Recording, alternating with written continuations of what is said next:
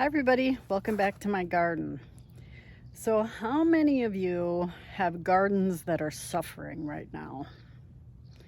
Yeah, I mean most of the country, with the exception of the West, is having rain and humidity and smoke and all these kinds of things that don't bode well for gardening. And my garden has not been spared. So I'm here in central Wisconsin, zone 4B, and my tomatoes are suffering. I got hit late spring, early summer with 2 weeks of nonstop rain and really high humidity and hot temperatures.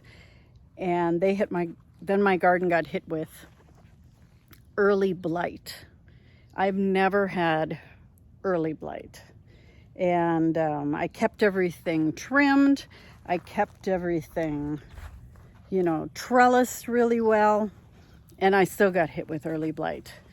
And so the other thing I'm noticing is that everything is ripening really fast. Like I'm getting tomatoes that I should be getting late August. And it's only mid-July. So I don't know what I'm going to do. There's a couple determinate plants that I'm going to pull out, and there's some of the other ones. I think I'm just going to leave everything. But let me show you what's going on here. So some, you could see very healthy leaves up here. Very healthy, very bad. All on the same plant. That all has to be here. Very healthy, very bad. And you could see on this plant, I really have nothing that's hitting the ground. This is the determinant. I'm going to pull that one out. Here's like if you look at this, a lot of them have this kind of damage on them. I've never seen that before. These are the currant tomatoes. New growth looks great. Look in here. That looks bad. Now, currant tomatoes are notoriously blighty. They just are. They're just divas. You know how tomatoes are. The divas of the garden is what I call them. They're like, I've got too much sun. I've got too much humidity. I don't have enough water. I have too much water. Is this humidity filtered? That's kind of what they're like. They're just the divas of the garden. Everything has to be just perfect or they don't grow very well. So, yeah. Don't get me started on tomatoes. So let me show you what's going on in the greenhouse. So as we wander into the greenhouse here, these plants, on the other hand, are all looking great. Very early on, they had a little bit of, I think this is flea beetle, but for the most part, they're all looking good with this one exception. This plant just up and died. But yeah, they all look great. No blight in here because they're all irrigated. I put in, here's my little irrigation system that goes over here. And then these little, I think these are called, I want to say dribblers, shrubblers, that's what they're called. So this just ran. I have these buckets or plant, what do they call these? Plant saucers, real deep around the pots because it can get hot in here. I mean, I've kind of got the temperature controlled quite a bit in here. It can really get hot in here. The other problem I'm dealing with, and usually it's the first tomatoes on the plants that do this, but I'm having a problem with blossom end rot. Look at this beautiful little tomato. This is an oxheart.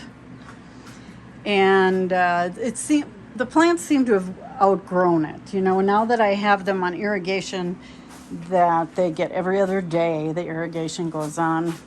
And all I need is 10 minutes in here. The blossom end rot stopped once I did that irrigation system.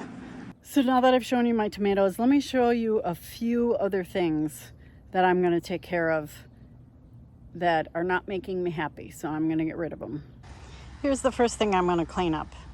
This is supposed to be kohlrabi. Now, at this stage in the game, these should have heads on them. But there's nothing. There's absolutely nothing. So this is going to be the first casualty that I'm taking out.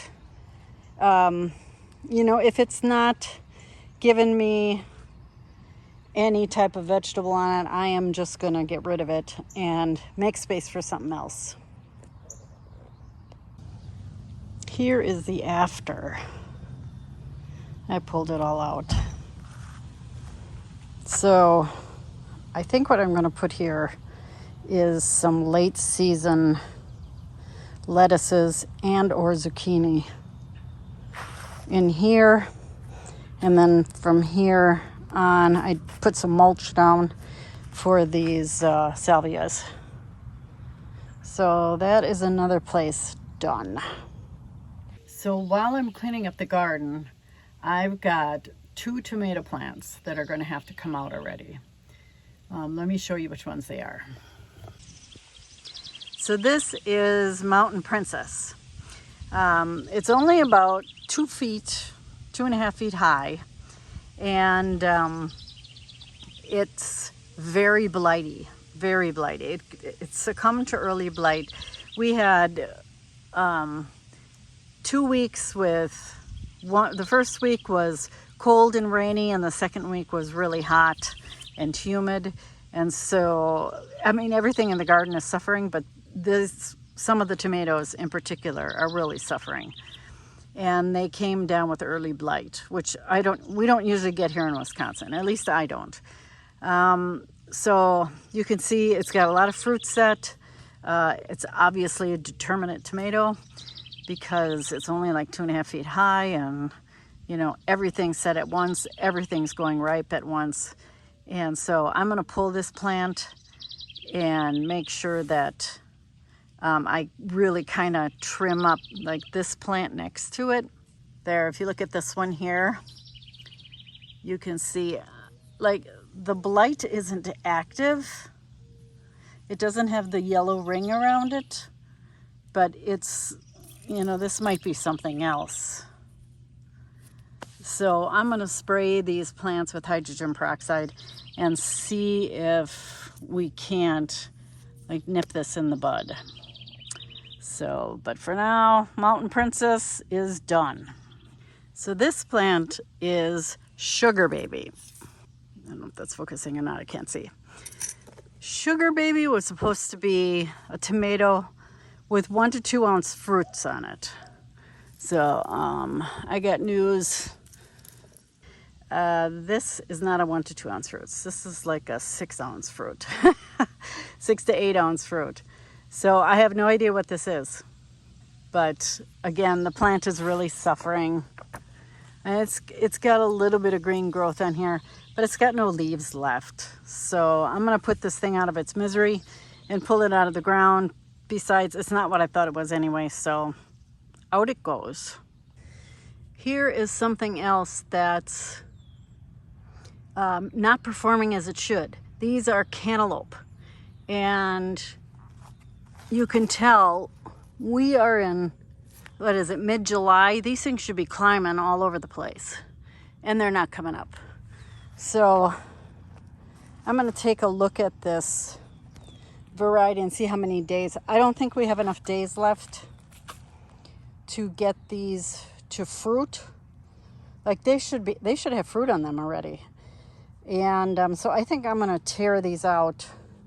And I don't think I'm going to put anything in here. It's just going to be an empty spot. Potatoes are done early. Normally, if I plant my potatoes around Good Friday, I usually end up harvesting them first week of August. So these are done way early. I don't think I'm going to get a real good crop. I've kind of dug around a little bit, and there's not a lot of potatoes in here. So I think I'm going to wait probably this weekend and just rip them all out.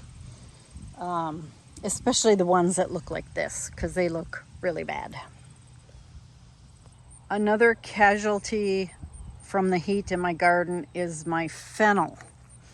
So it has gone to seed. It was fine. I was getting ready to pick it, and then all of a sudden it bolted. So I did get some, let's see if we can see anything in here. Can you see that down there? Go away, bee. There you go. So there are some heads down there. I doubt they taste any good anymore. But now I'm going to let it go to seed, and I'll have fennel seed. Then it's like over here, this was cilantro. So now I have coriander seeds. So I have to come through and pick all those, because that bolted right away. I mean, I don't know if I've ever been able to grow cilantro. It always bolts on me.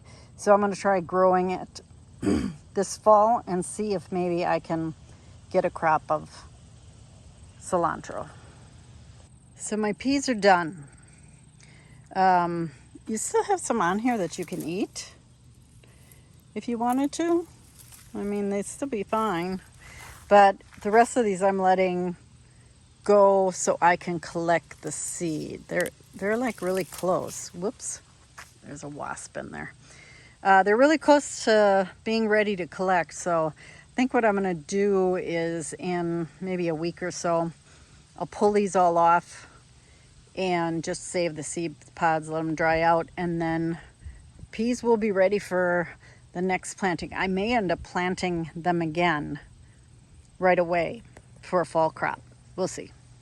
So that is pretty much it for my garden. Just pulling out those few things makes it a lot easier for me.